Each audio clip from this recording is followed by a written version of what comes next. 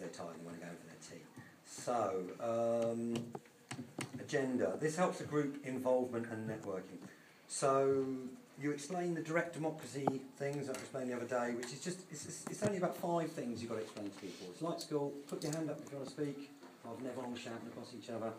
2 hands for a direct point, 2 fingers for a direct point. So we're talking about bike workshop, I know someone's got bikes. We're talking about funding, I know a group that can give us funding. We're talking about whatever it is, the dance on Friday, my mate's coming to teach dance.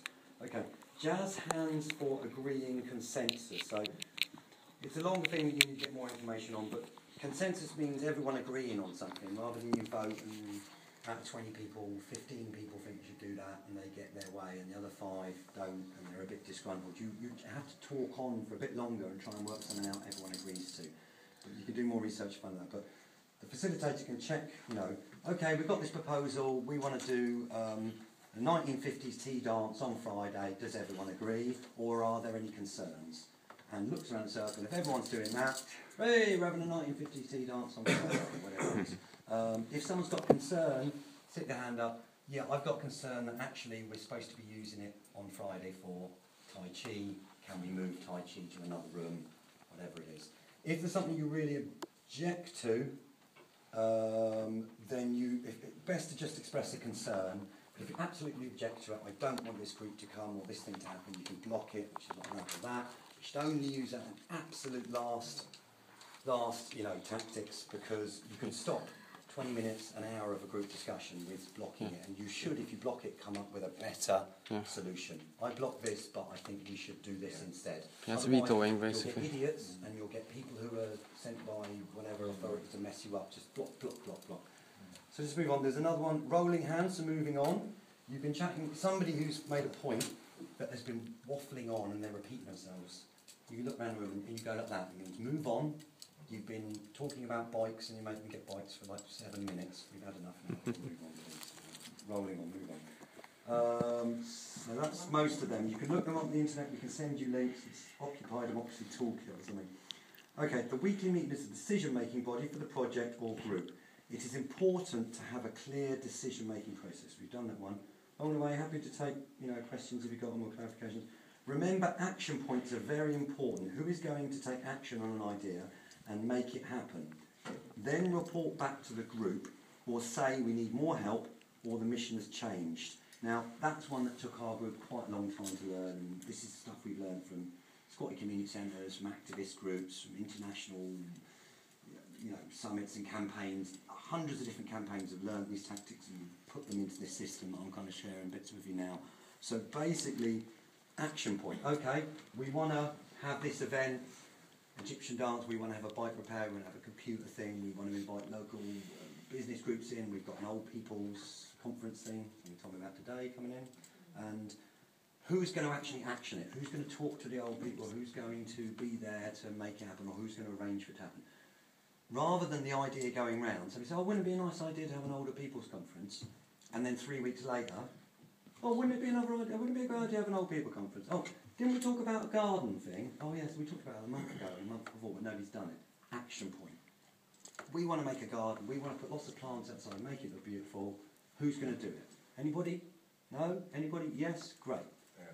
Petra and Cheryl or Dave are going to go and get some plants in the garden centre, start gardening, make it look beautiful. Action points, really remember it, otherwise it goes round.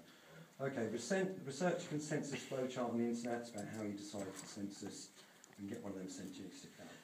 Okay, that's most of all the organising structure. That's that bit done there.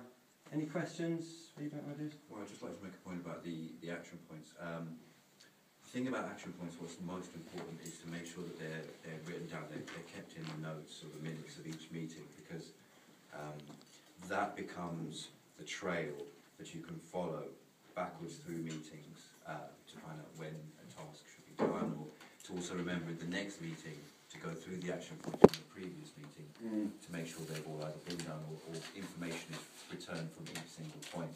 So you have a trail that anybody, even if someone disappears for a while or becomes ill or whatever, let's go and get married in Las Vegas, or whatever it might be, at least anybody can then pick up the task and carry on, because they can see every single step that's been done. So note-taking meetings so important. And even if you just have them typed, it's really good to have someone who's quite functional typing to bang those. Not everyone can write well. Would it be ideal just to have a pro forma that you can fill out as you go along, so it's got like action points on, so you just complete that down? What, like a standard meeting minutes? Yeah, a standard. Yeah, that's a brilliant idea. That's actually a really brilliant idea. And then everybody knows where it's aimed at and what they've got to do. I'm going to steal your idea. Right. Thanks. Can you send me that one? Okay. That reminds me of another one at events form. Also on that point, when you come back to your next meeting, so you have your following Sunday meeting, on the action points, you went, from the other meeting we had 7 or 10 action points. Jeff was saying the other day, in business they do this a lot, who's doing it and feedback, who's done what. You can ask for more help. You can say, I said I'd get the bike workshop in, but I need a van. My mate said he'd donate us 40 bikes. We're going to put them here. So you can ask for more help the following week. I'm doing the admin. I said I'd do the email list, but I'm too busy with the kids' work, whatever it is. Can someone else help me with typing? Ask for more help, and then it will get done. Maybe next week they haven't got it done. Get some more help. Okay, one other one on sort of organising is talking circles are a very useful community tool. It's something we've used in community centres and rainbows, part of something I'm part of, trying to get all peoples and cultures together for a better, happy, peaceful environment or peaceful world. It's an old Native American thing. I'm not suggesting you do it. Maybe you could do it at one point or another, but it's you pass around a stick and everyone gets a chance to talk and everyone gets a chance to listen, which sometimes, you know, we do it once every couple of weeks, once a month. We used to do it and try and have it as a decision-making thing, but it's not. It's when you've got the stick, other people don't speak, and that person does. But what it actually helps with is that each person has a chance to talk, which sometimes in certain groups, louder voices, sometimes culturally men or people of certain backgrounds or whatever, dominate things and talk more. What it means is the stick goes around and everyone gets a chance to talk, and what that means is that sometimes the quietest voices, the younger voices, the women's voices, the whatever it is, actually come out. The people you don't hear so much, people who aren't as confident, suddenly come out with that amazing idea and really good feedback. And you haven't heard them much in the group because other people are loud and noisy. They get a stick and they go, oh, what about we do this? And I was like, wow, what a great idea. And I hadn't heard that person come out and share like that before. But most importantly, just the supplemental data that this tribal form of communicating in a circle, it's very good for heart sharing, for expressing our feelings, and you need lots of time for it because it's a slow process. And if you're urged by anything like police or anything urging you, then it's better to use the hand signally people's assembly method to create really quick decisions. But with this method, you can actually talk about your feelings. You can see how people are doing in the group. Very good point, Danny. Yeah, I mean, the talking circle is an old Native American thing, and they had time to sit around for hours, days, nights, and moons chatting about whatever with a peace pipe, whatever. Yeah, it's basically what we've taught you earlier, the direct democracy version of doing it, agendaed meeting and all the rest. That's a quicker way of getting decisions, but you don't always share from your heart. Sometimes people share really amazing things from their heart. Okay. So, but most importantly, it's a listening circle where everyone else listens to each person. This helps make everyone feel part of it, and everyone has an equal voice and is equal to each other and provides diversity of opinions. Okay, next one is use of space. Thumbs up there. So space allocation. So we've got a map downstairs in the community project organising office. Yep. Bottom floor on the right at the back. Large room Okay, nice one, nice. So basically, what you want to do when you get in is find a map, or draw a map, space allocation. You may be in a 5-bedroom place, 5-room place, you may be in a warehouse with 3 big spaces, you may be in a 149-room complex. You've got so much space here, it's incredible. But one of the first was that you only open things up section by section, as a military term, basically. So at the moment, all you've opened up is you've got your entrance hall and stairs, your exhibition room, your library, and then you've got your kind of kitchen, cafe, zone, or whatever it is. And then gradually, next phase, where we've just started to maybe start to get this workshop room 1, press room, space here that can be used for workshops, talks, whatever. And then the corridor down the back, that could be a phase 2. You could open that up and some of the rooms off it for offices or art room, workspace, maybe a kids room, or whatever it is. But make sure the health and safety check first of all, and then later on you've got up here You know, courtroom number 4 is your main event room, or whatever it is. Okay. So, use of space, space allocation. These are just about 10 ideas that we've put into every different community centre building we've been in. And these are some of the things you can put into this place, and a whole load more. And if you've got any other ideas, let us know, and you try and fit them in. So, one of them is cafe. The basis of every community centre we've done for 20 years is 2 things. It's a kettle and some tea bags and milk, and a table of leaflets. And that begins. And that was one of the first community centre visits. You can have a cup of tea, hello mate, what's your name, come in, get involved. And then there's a table of leaflets about the local community thing, gardening, health, yoga, local football club, boys brigade, kids thing, whatever it is. So cafe, your basic cafe, people can come in, everything's free, or a donation, whatever it is, 20 pence for a cup of tea, whatever you want to do.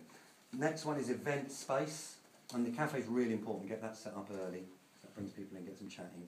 Everyone who comes in here, try and offer them a cup of tea, because they will stay longer. If they come in, they look around, and people say hi, but if you've got a welcomer and a greeter who says, hi, welcome, come in, this is what we're doing, do you want a cup of tea? This is what we're doing, this is a library, this exhibition room, sign the visitors, you know, contact skills thing. So event space is another one. That can have everything from talks, workshops, meetings, cinema, dance nights, tai chi, whatever it is. So you've got event space. Generally that's the biggest space that you can find. You can have a bigger and a smaller event space, depends on the size of the group who wants to use it. Next one is library. For many years the library in our buildings was you just basically, you get a shelf and you get 10 books and you get a marker pen. The most useful community centre building tool ever. A marker pen. You can write up all your signs, you can do a lot of things with it. I'll donate that one. Oh, bless. Nice one. We need more marker pens, folks, definitely, and black ones, particularly in all colours. But so basically, you write a little sign that says library, please bring books and donate. That's it, simple. You've got 10 books, a week later it's 100 books, another week later it's 300 books. You see how many you've got down in your library, that's incredible. So library, next one of them is kids area. Just a little, so you find a room that's safe and sound, it's all been cleared up and health and safety checked, it's all right, and you can have a kids area. There's a few things to say on that. One is you can't ever call anything a creche, because a creche you have to have 2 qualified childminders and the authorities can get on your case with.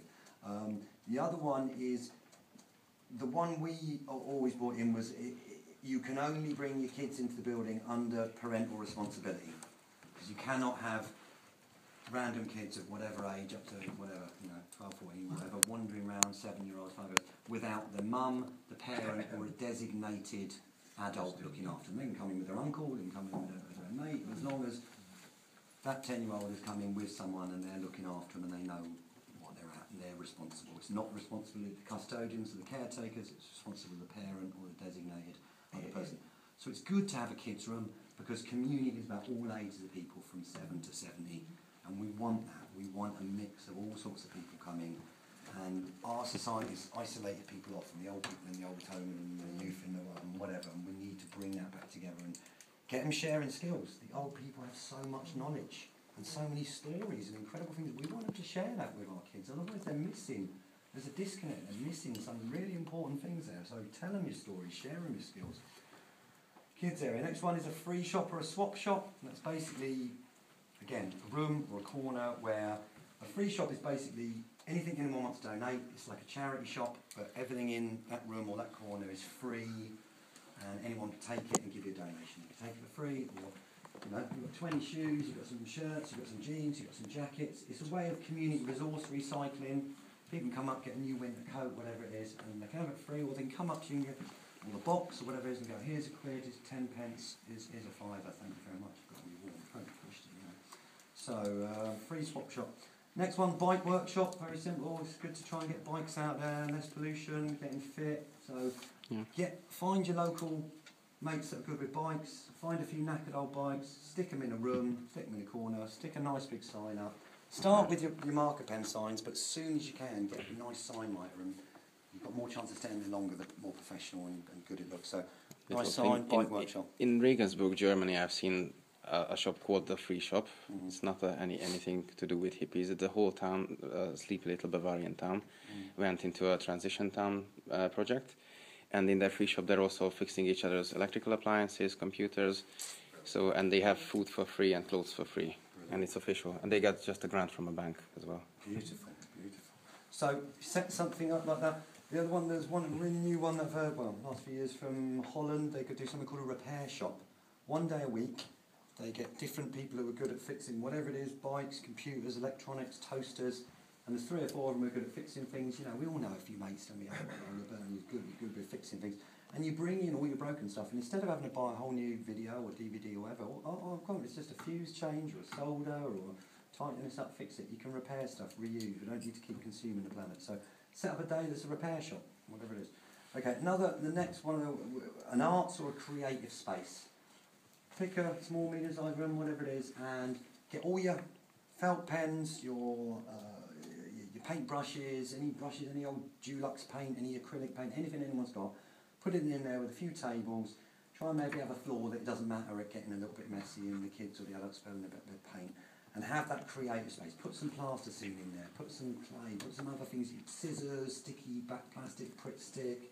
Have fun. Get in there and make some things. And you know, Blue Peter generation. It's, you know, sticky back plastic and egg boxes. And Have you got your badge? Blue Peter badge. You know.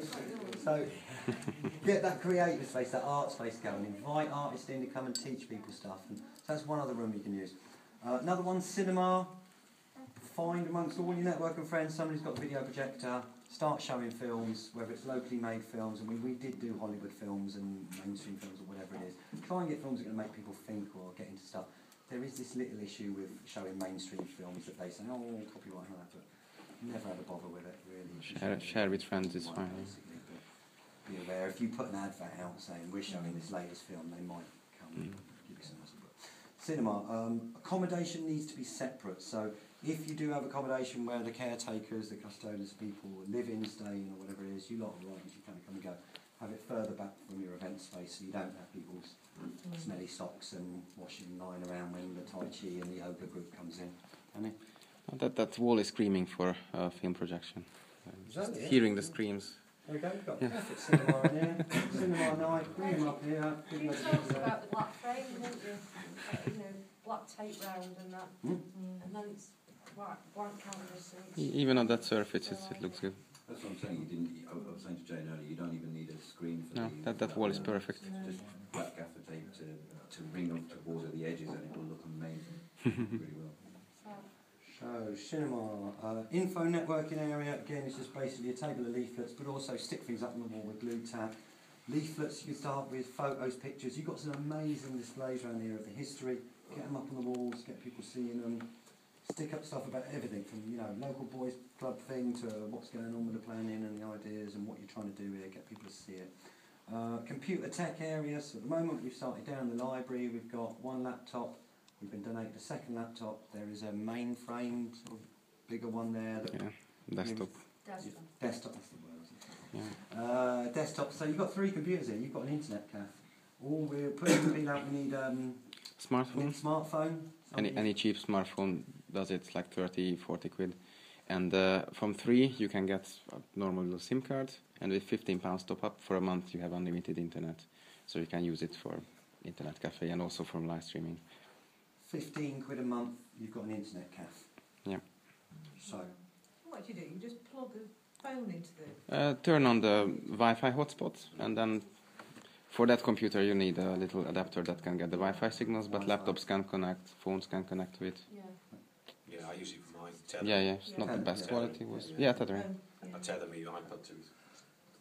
Yeah. I found out about you and actually buy £15 a month prepaid dongle from 3 that's as good as the tethering now. Also unlimited data? Yeah, also unlimited. Yeah, anything with unlimited data does it. Does the dongle put out a Wi-Fi hotspot? Yeah, it's can. like, it's about this big and it acts as a Wi-Fi hotspot. Okay. Or that, right. yeah. So get your tech team and people to help. Dan, you can help as well. Get your internet cafe running. Stick a sign out front. Free internet cafe donations. Welcome, whatever. 2 or 3 computers. A lot of people don't always have internet at home, whatever it is. Get that facility in quick. It really helps people. Computer tech area. Ask people to donate on computers. Get your young and old people who are good with it helping. So gardening as soon as possible creates a feeling of longevity. We've helped to negotiate the deals with various owners over the years by bringing them in on a week or 2 later after we've occupied it. We brought them in, said, look, we can't let you in now because we've occupied it, but we'll let you in a week and a half, and we'll show you. We've swept up any of the rubble and the mess, because quite often we're in knackered, up-to-date old buildings. This is what we call a sweep and go. You can get on with it. It's bloody amazing. So basically, bring them in, and then while you're giving them the guidance, this is the cafe, this is the bike area, this is the library, this is us fixing up the roof, this is fixing the windows. You go, oh, this is the garden. And then you've got your mate, a couple of mates go, oh yeah, we're digging.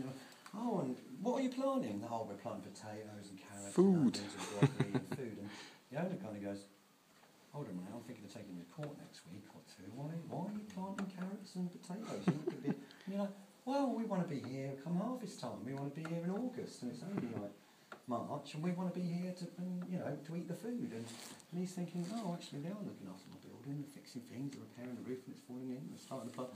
They're thinking about 6 months' time. They're not thinking, oh, I'm going to get chucked out in a week. You've got to think long term. You've got to create that magic and energy amongst yourselves and the press and the owners. We're here. We're staying here. We're planning for the next month of events, the next 3 months events, the next 6 months event, and that rubs off. You act. As my daughter said, we were in this big octagonal-shaped church theatre building, and we had a talk the night before, if we've been in for a couple of weeks, shall we leave the building and give it back to them? They're not going to use it for 6 months. And my daughter said, no, you've got to act as if you're going to be there long term, and you will be, and trust that magic. And we did. We had 13 months out of it, and 2 adjourned court cases, and a very amazing space with lots of good stuff. In fact, the local newspaper man said it was the best arts venue in Islington for that year or whatever. Okay, so the next one after use of space. Any questions on use of space? Any other ideas for what we could do with space here or around? One specific idea which I've been dying to do, but we've never had the facility to do it, unfortunately. You guys have got a car park up here that could be opened and used for people. And I've been planning on doing a lottery car park, because we've had a car park before. Now what that means is anyone can park there. All it costs all day to park there is £1, but they don't give you that pound. What they do is they take it to a local shop, which is you've got an agreement with, and they buy a lottery ticket, and then they bring that lottery ticket and they put it in a box right in the middle of the car park. And that means every week you may get 15, 20, 30, 40, 50 different lottery tickets, which over the course, or scratch card, but lottery tickets is better with numbers, but over a course of a year, God knows how much that's going to win you, but it's an idea that I've been really keen. I mean, imagine if you hit the jackpot. Imagine if you hit the jackpot 3 weeks running, you'd never have to worry about money again. But the point being is people pay with a lottery ticket instead of this idea of cash or whatever. It generates just kind of like, okay, cool. And then if you do win, you say with lottery funds. Yeah, bartering, alternative ways. There's something called community currency that you think about setting up. That's a whole other thing. But you create your own community currency. So you make one Fenton, whatever it is, and you pay for different use of space and skills with a Fenton or whatever it is. And that creates an alternative currency in your community. And sometimes you get good like Brixton pound, the Bath pound, the Lewis pound. The local shops start accepting it and using it. You can say, I've done 10 hours at the local community centre. I've got paid 100 Fentons. And you can swap it for some groceries or whatever it is. Anyway, I digress. So some kind of market, self-employed, help people set up, businesses and spaces. Give someone a room to make a bike repair or a computer repair workshop. A year later, they run up to you, set up my own, self-employed thing. I'm running a business repairing bikes, whatever it is. Helps the local economy, whatever it is. And a trade board with different trades on the board and local trade specialise in that, so that people can come in here and get a chippy rather than go to the yellow pages or something. Get some a chippy or a roofer or a builder who has supported fixing your roof or making your furniture or tables.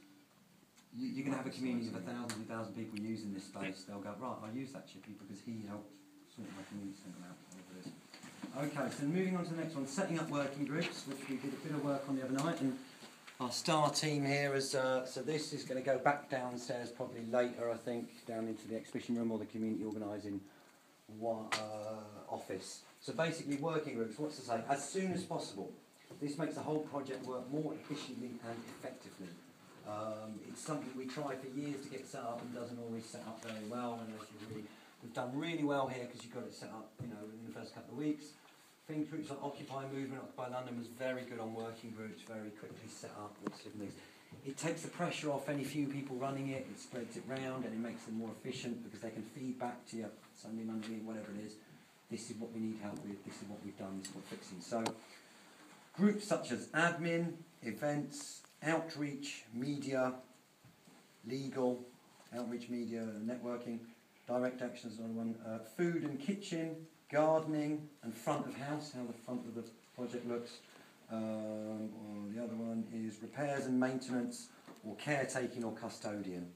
Like a caretaking group would be the one that makes sure the road is filled up and there's a guide on how to be a caretaker or custodian. So I'm going to go to fill into it, but you need to work on these strongly, and this is what will save your building and get these going. So let's look at what we've got. Admin and legal one here. So basically, what does the administration working group do? It creates a filing system. It keeps up to date with emails, contact and database. It's like communications to the outside world, although outreach does a bit of that, but running the project, that's your main, everyone knows what admin is, office work, that kind of thing. To ensure all tech works, liaison between working groups. Contact at the moment is Michelle, she does some star typing up today. We need, you've got each working group has a coordinator. That's a non-hierarchical role again. That's somebody who's like an information exchange. They don't have to do all the work. But if there's 7 people in the working group for repairs and maintenance, and Alan or Sarah says, I'm going to be the coordinator for the next month, it can be revolving, you can pass it on after a month, whatever it is. But that means all the repairs and maintenance information, who builders are, what job needs done, comes into me, and then when we have a little meeting once a week for repairs and maintenance or events or whatever the different groups are, funding, kitchen cafe, then I say, right, during this last week, maybe we've got a book for each group. I've been told that on the cafe, the local bakery said they'll donate us a load of bread. We've got, on Thursday, we've got cinema night, we're expecting 50 people. We've got the dance tonight, we're expecting 100 people. Shall we buy in some extra stuff for the cafe or whatever it is? So each one of these, we've got a mentor, which G's come up with, which is good, and we've got a coordinator. So we need to make a coordinator from amongst you. Don't have to fill them all now, but bring stuff in. So admin, legal, your mentor at the moment is Phoenix. You can ring me, you can get in touch. I'll help you, support you, talk to you, send you emails, send you information, put you in touch with other people or groups, or give you a bit of help and advice. A coordinator for it is needed. So basically, contact coordinator is Michelle at the moment. So whatever you need to do, things like typing up, here's your contact list from the meeting the other night, put that in as soon as possible into your main email, Gmail, build up your database, your skills, and start to use them. You know, what have we got here? Electrician, fully retirement, council worker, keeping the background, but qualified teacher of childcare, DSS, professional storyteller, occupying time, or fundraising ideas. With your admin group, outreach group, get in touch with these people and say, great, you're a builder, come and help us fix the roof. Great, you're a teacher, do you want to come and skill share, whatever it is. So admin and legal. Press, PR and outreach. Mentor at the moment is G, I should put my number up there. Key actions to produce all leaflets, flyers and distribute. To create and maintain database, to be first point of contact for public. Maybe you want to think about website somewhere there as well, or that could be admin. Contact Jane, nice one. Contact coordinator Jane. So there you go, you know, maybe Jane's contact number up there. If while we're doing this, there's any groups that you're interested in helping with, stick your hand up and let us know, because we'll put your names in there. And talk to your friends and your neighbours and your people who come in, and we'll stick these down probably in the exhibition room rather than the project office, so it's more close for people to see. Get new people involved.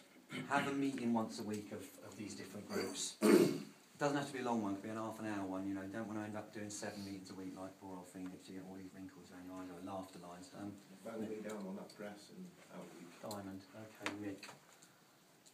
Okay, alright. So, press and media outreach, this is already some people said, Lynn Sharp, Natalie, Deck Brennan, Donna McGraw, Eileen Davis, Sharon Kelsey, Mixie, Colin King, Michelle Holes. Here's your list of emails to press. The one that's going to win you this campaign is emailing people, emailing the press, networking. I'm a manic networker. I've been networking for years, leaflets, information, there's a lot of internet stuff. You've got to keep banging the press. This is a really important group. Every 2, 3, 4 days, you know, you update information, put it on the website. Once a week, if you can, keep the story live, keep it interesting, give them new stuff. Okay, so keep that press story going. There's a couple of other ones there. Reuters and Associated Press, find their emails and send it to all, because they go to like 5,000 newspapers around the world. So whoever's doing that, find that as soon as possible. Associated Press and Reuters. Alan, we need to make sure the ones we sent go to them and others. So, you get some really good press already, but it needs to go wider. Repairs and maintenance, key actions, database of skilled supporters, electricians, brickies, plumbers, fixers, painters, whatever. Database of local businesses and supplies. List of repairs and faults. Wish list. So, at the moment, mentor is Paul, over there, and contact, so guys, after if your number's not up, just put your numbers up there. Contact Arthur Burton, contact coordinator Arthur Burton. That's Arthur, isn't it? That's big Arthur. Alright, lovely. If anyone wants to come and express an interest in joining that group, or has got cards or certificates, come see me and Arthur afterwards, and I'll go over briefly that working group should run. Brilliant. Okay, so the main things I see on that is make a list of all the repairs you need, and generally it's in a pretty good condition, but there's things like probably opening a few doors, 2 main roofs to be fixed. I think Nat's got a couple of builder mates that are going to come out. Get them roofs fixed as soon as possible, film it, photo it, bill the Ministry of Justice. We're taking... And tweet it, communicate it with, so everyone is a witness. Send the photos to the Ministry of Justice, say, we've just knocked 500 quid, 800 quid off the price because our builders have done it for free, and the local B&Q Builders Merchants gave us free roofing tiles, or whatever it is. Okay, so that's that one. Other ones that we've got over here, funding, kitchen cafes, so funding, key actions, create a database of potential sources of funding, produce a letter or a proposal, I think that's part of admin as well, event ideas, how to make money. At the moment, Alan and Cheryl, contact coordinators, David Proudlove.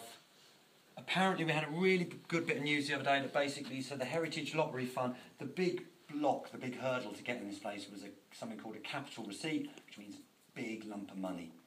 And the bottom line is, although this place does belong to you all, they could, you know, they've got stuff that they can probably say we own this and whatever, and unless you can give them a lump of money, then they were going to ignore you. But now the Heritage Lottery Fund, who can get up to 2 million or 500,000, have sent an email to Urban Vision, who are part of your alliance, they're part of you, they're your representatives. The proposal they put in is part of the vision document that Fenton Community Association, which is linked with the Fenton Town Hall custodians, put into them.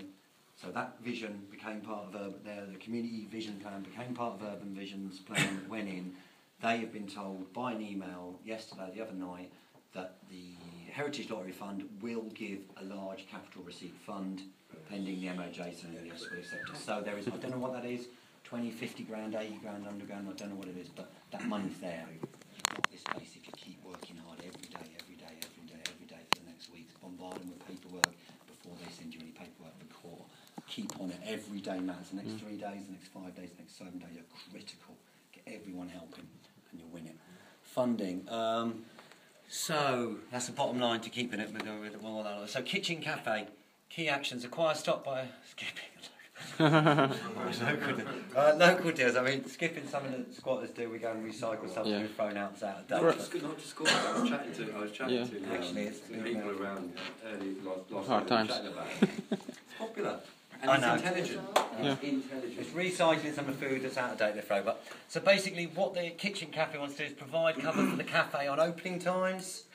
I mean, generally, your custodian caretakers send people welcome. They're covering a number of roles. Welcome, come in. This is what we're doing. Show them the spaces that are open. Tell them what you need help with. Do you want a cup of tea? And get them to stay for a cup of tea, because then they'll actually go after a cup of tea and look it up on the wall. They go, oh, I'll help you repairs and maintenance with your funding, or I'll give you a tenner or whatever. The food Provide co-op. cover for the cafe. Investigate possible people's kitchen and people's kitchens where you say everyone come down who wants to at 2 o'clock and we'll chop up a load of veg and make a load of food, and then 6 o'clock, 10 people chop up veg together, a bit of music, enjoy yourselves. 6 o'clock, people's kitchen, you get 70 people, 50 people, all come eat together. It's all donations, it's all free, and it's a really In Regensburg they have a food co-op in the basement of the free shop. So One at a time. Paul, Danny, Paul. Get the ingredients direct from them rather than getting it out of the bin. yeah, same. Yeah, they have allotments here, and if everyone chips in, there's lots of food, and everyone can eat for free. Check and link with the allotments. Ask shops, because quite often, if you go with your letter, and rather than just turning up yourself in your jeans and going, really honestly, I'm doing a community project.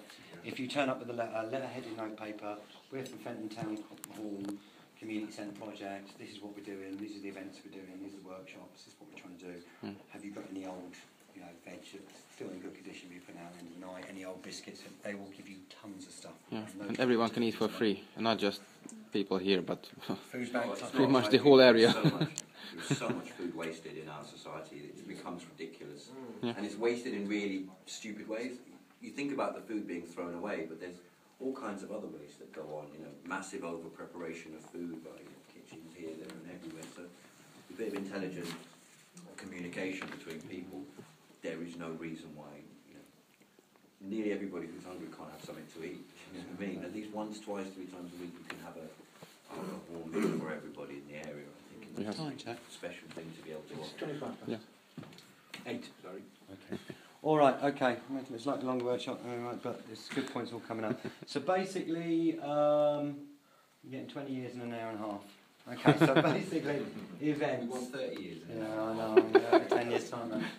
Events. So basically, key actions, mentor is G and Phoenix. Events to ensure all events are correctly booked, to ensure all areas are prepared staff, to present new event ideas at weekly meeting, to maintain events board and online physical, to ensure timely promotion of all events. So, as well as sticking it online, you need somebody to get some big bits of wood and a couple of posts and make a big notice board out front. Maybe something that comes over that's waterproof or just inside the door. What's on over the next thing. Something that we made up with the Big Circle community one is an events form. When there's so many ideas come in, and rather than bits of scraps of paper and getting lost in your pocket, oh, I forgot to tell you about the Tai Chi guy, or get an events form that just says name, contact number, what do you want to do, or how much space do you need, how many hours, what do you think, and what donation, you know, if anything. And then, as soon as someone says, I want to do a dance class, I want to do a cabaret night, I want to do an old time, whatever it is, I want to do a business planning course, I want to do whatever, give them an events form. Great, it doesn't have to all get forgotten in my head because I'm trying to do too many things. Write it all down, give that to the events coordinator, stick it in a little cubby hole for them to look at when you come in, and you will fill the place with as many events as possible. Now, this place has such an exciting potential for events. I'm not going to go on too long, but already, just from the other night, you've got Egyptian dance on Tuesdays, about 7 o'clock maybe, independent film night, cinema night, market, open day, with free live music, street dance, just confirmed with Nat on Friday, 7 till 9.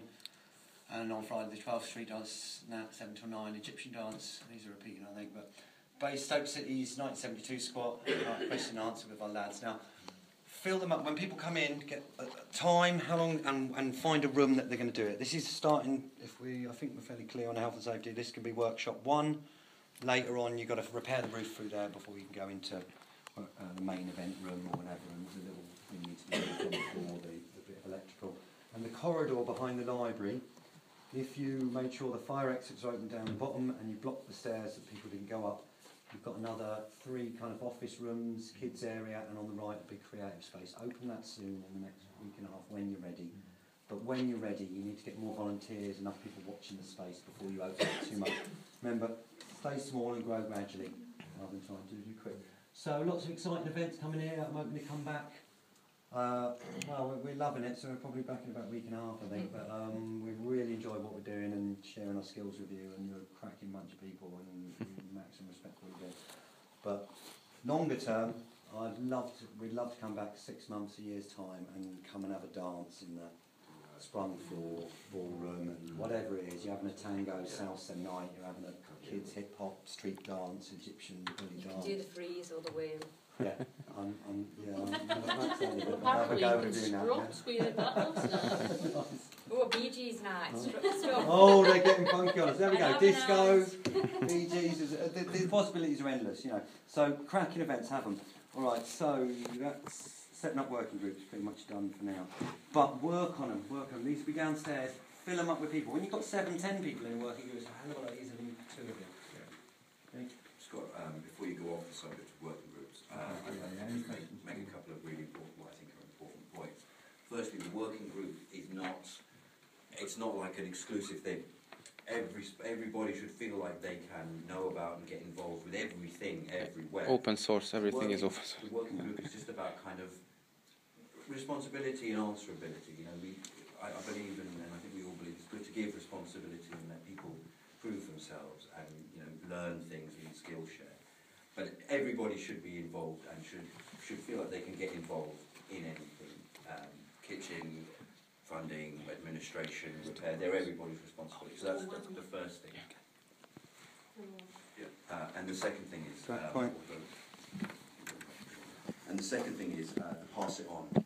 It's also really important that, you know, every single meeting, every single event that you do, there's a momentum that builds and grows. So, you know, reiterate at the end of every meeting, that make sure you pass it on to 3 or 4 people what you've heard today. You know, choose a number, 3, 5, whatever it is, but make sure you pass it on and make sure everybody does, because if you do that, my God, within a month, this place is gonna be known and being used by international coverage.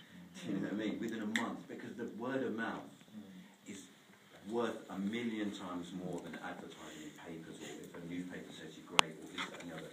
So just pass it on. Pass it on. Tell someone and tell them. Pass it on. It can be an networking. Use it. Pass it on. It's going to be an international phenomenon. Paul, direct point.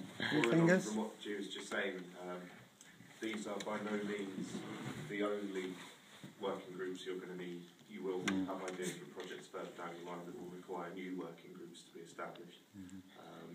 Certain events you might want to run or action points that you will raise will themselves, just by being action, create a new working group. And you should always think of a new activity in terms of how the working group.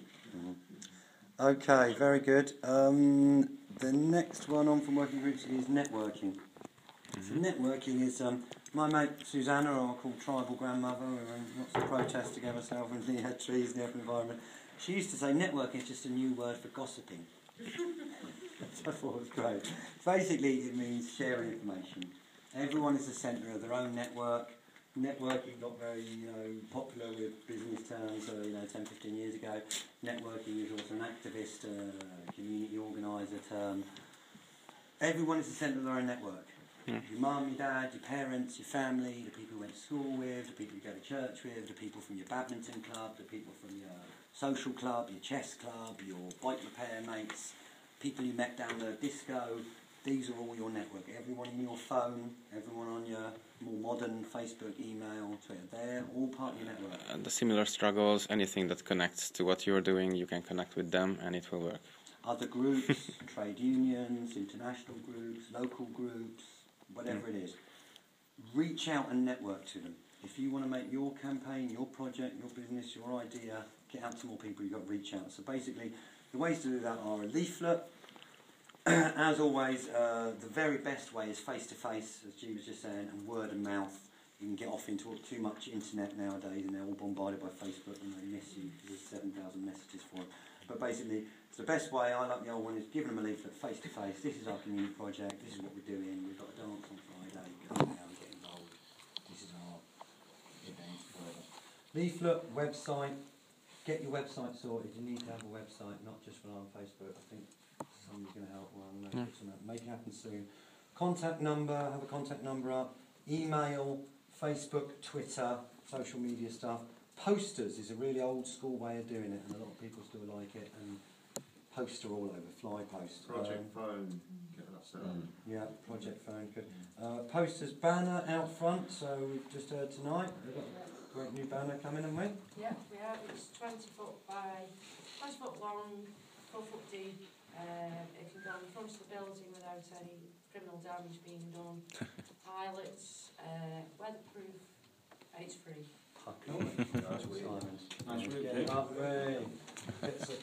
Okay, so most important form of networking, face-to-face, word of mouth. So do it, network. Just pump it this next few days, this next week. Every event you do, pump the networking.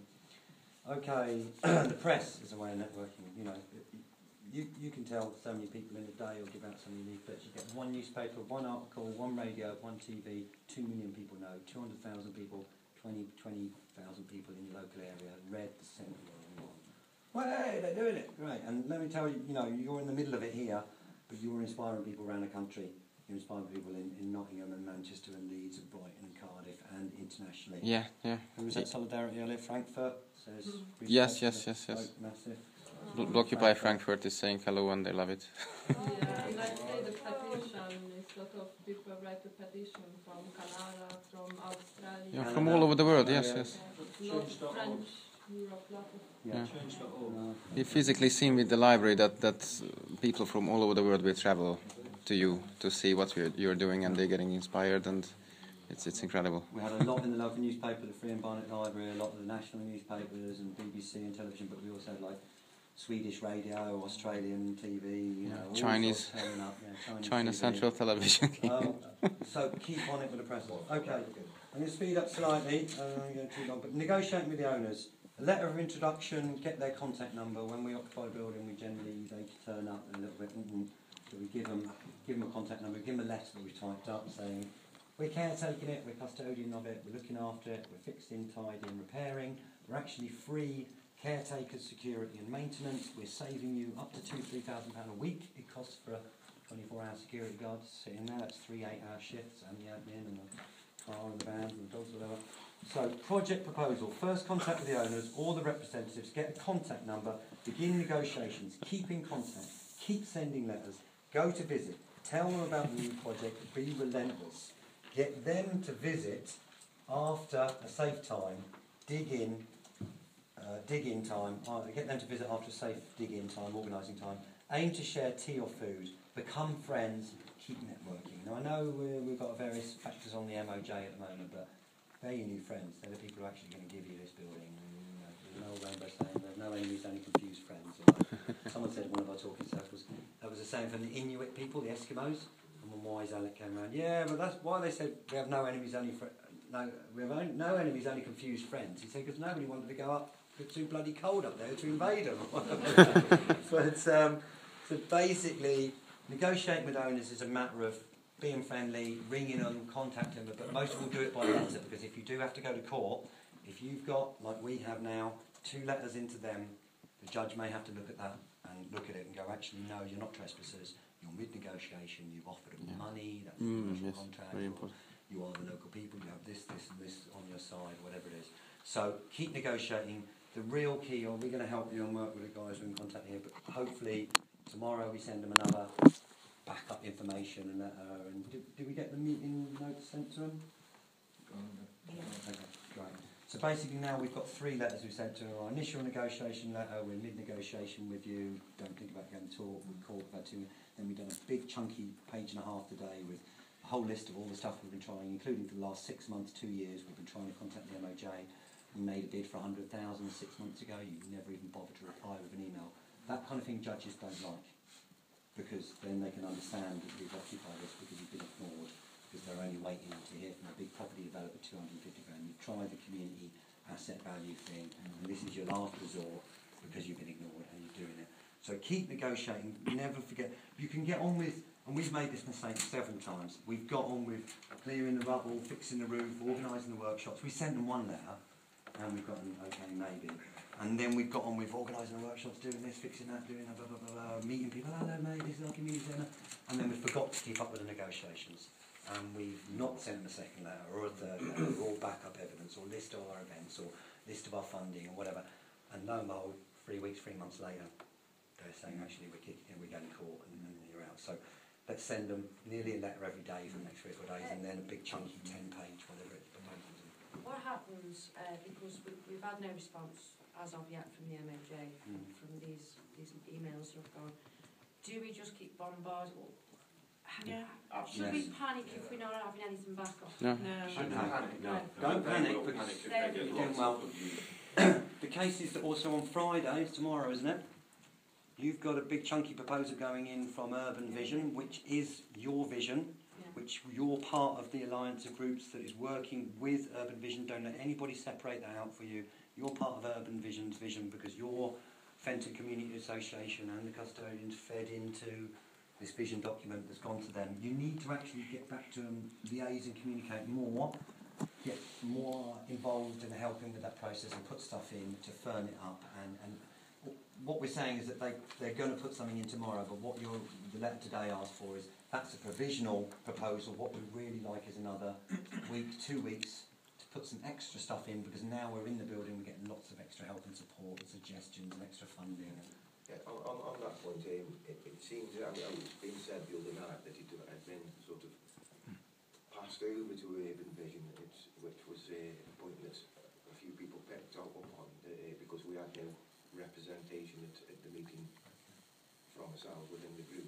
But on your behalf, it's your vision, it's your proposal, it's an alliance of Fenton Community Association. Don't let them separate you off and say the occupiers and the people outside. The occupier, the custodians are, some of them, part of all these other groups. And you've worked together all the way along this process. You're only doing this now because they haven't followed the Localism Act properly. They haven't given, and that's a legal thing that the judge will pull them up on as well. And proportionality as well. The aim is not to go to court all the way, but worst case scenario, in the next 1, 2, 3, 4, 5 days, they might put court papers on you. However, I've done 20 years of court papers, and what we've done with these, one delay dialogue letter, the second one today, a page and a half, and then backup notes of the meeting with the minister. And the next one we need also is Urban Vision's meeting that happened the other day, notes from that. We've asked them for transcripts to send back, so hopefully, whether they go to court or not, they have to send us notes from these meetings, and there's words said in those meetings that were said to Urban Vision, which is part of your alliance, which is part of you, that proves that you're not trespassing, you're here and you've got...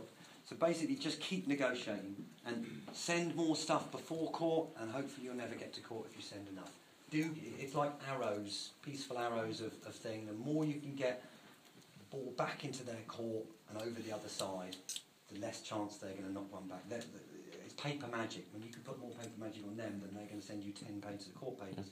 When you send them 15 pages, their solicitor's so busy looking for the 15 pages and extra notes and that, they don't have time to finish their court documents. They just go, all right, why don't we wait for a week or two to decide whether you can let them have it, and then think about wasting time on court and an adjournment and an appeal and national newspapers and dragging out for 3-6 months.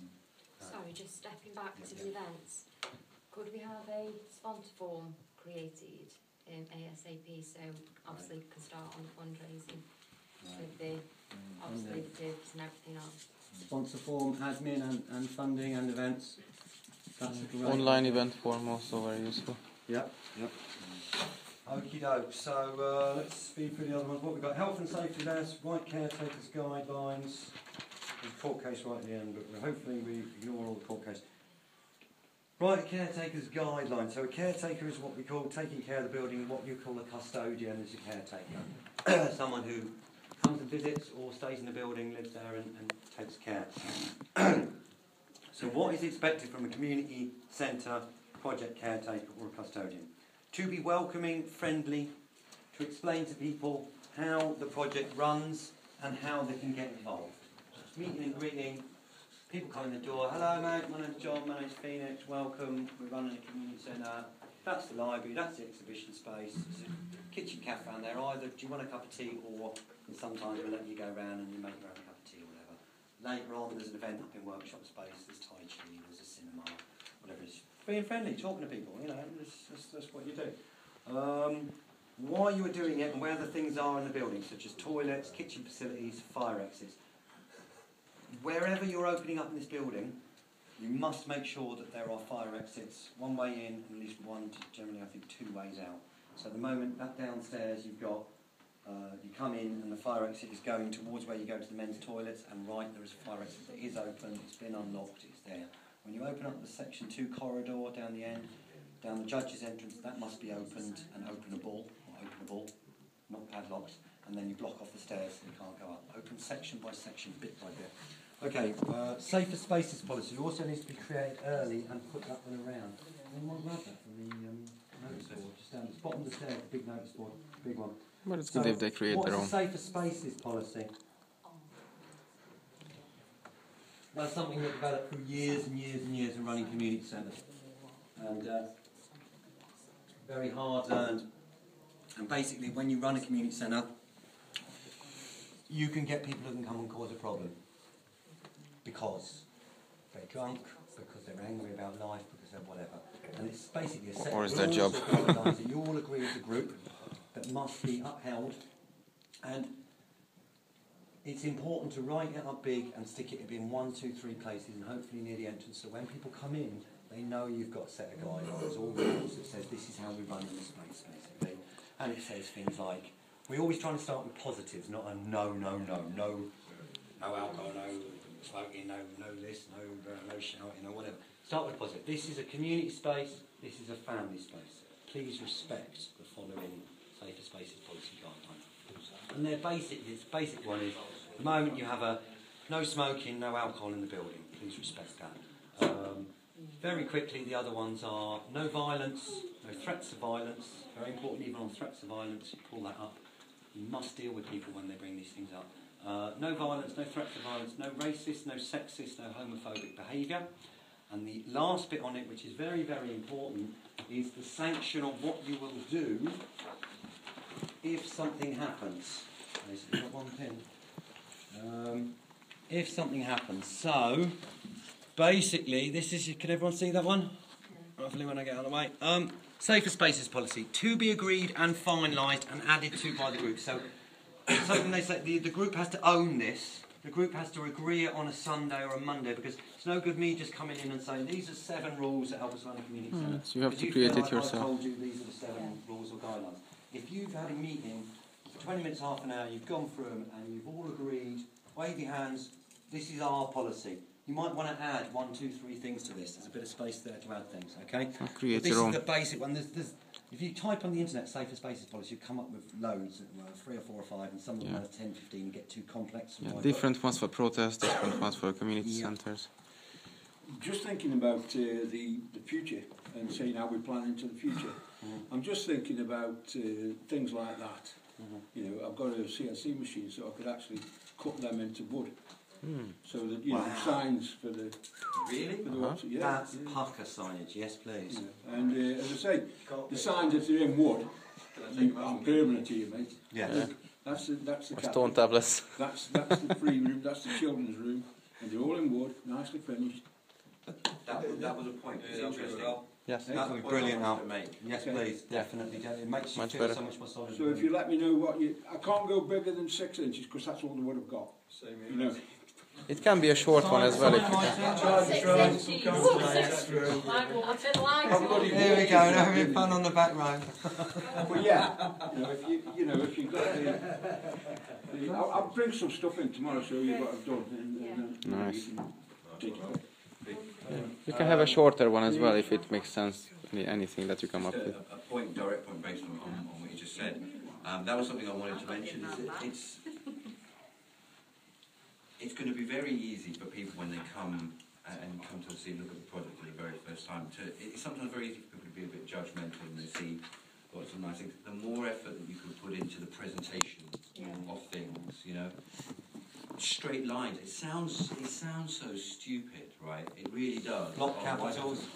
Jesus Christ, it makes such a difference to the way people feel when they walk in. So it's something just a little bit more serious and stable. So yeah, creative ideas about how to make things look absolutely pucker, take time over doing things really nicely, and it just makes a world of difference to the way that people feel when they walk around the building. Well signposted, well marked out, you know, and you know, often very artistic. You know, it'll just well presented. Yeah. Well presented, but also with a little artistic element. You're not a corporate company, you know what I mean? So go crazy, but you know, keep The first sign I'll bring in tomorrow is Home Sweet Home. We say welcome home. You know, the lady coming through was doing sign writing, you know, rather than looking tatty, just like what you said, make it look, you know, together. So back to Safer Spaces policy. So, to be agreed and finalised at your Sunday meeting by the group. So go through this one, decide if you want to add any more, look on the internet if you wanted to, and look into any more. This is a family and community space. Please respect. No smoking or alcohol in the building. No racist, sexist, homophobic behaviour. You might want to put no smoking, no alcohol, no drugs in the building. It's yours to discuss. No racist, sexist, homophobic behaviour. No violence or threats of violence. If you break this safer, and this is the bit that gets missed off a lot of certain campaign activist groups, they forget this bit, and this is the point I'm really strong on, is if you break this Safer Spaces policy, you will be asked or told, don't ask so that they can say, no, I'm not going to do it, or told by the custodians. And there's a new word for security, it's called tranquility, they used in the Occupy thing, because sometimes security you get people think it needs to be a big guy. It doesn't. It can be a little woman, it can be someone who talks more diplomatically, quietly. If you go up to someone who's... I'll go into it a bit more in a minute, but so the Tranquility Group deals with difficult issues, violent or alcohol issues. They go up and they're trying to make sure that it goes tranquil and deals with it. Grandmothers. Free with security, and then the other person, a couple of lads who are really tanked up, and they're not bad lads, they've just come back from the pub and they're wobbly, and somebody goes up and goes, "Rrr," then they go "Rrr" back. So you have a Tranquility team to chat to them. So you will be asked or told by the custodians, Tranquility team or security to A, change your behaviour, B, leave the building, or to stop what you're doing, okay, minor thing, B, leave the building or project for a short or long time, which could be 24 hours to a week, depending on the severity of what they've done, or C, be barred, never to return. They've hit someone with a lump or something, whatever it is. Depending on how you have broken the Safer Spaces policy, or the police to be called. Some of our groups are quite wary of the police and protesters and travellers and squatters, whatever, but don't be afraid when it gets too bad, if you need to, or even before it gets bad. Call the police. That's what they're there to deal with. When someone's picked someone up, they're there to deal with. It's easier in here. So just to say, you have to deal with violence or threats of violence early and as a group, and if you don't, you end up bullies taking over your space and dominating people and shouting and screaming. And there's also something about, I don't know about this one, but the verbal thing. They may not be violent, but they could be verbally dominating or verbally bullying. Passive aggression is also shouting and screaming at people. It's not nice. Everyone starts going like that.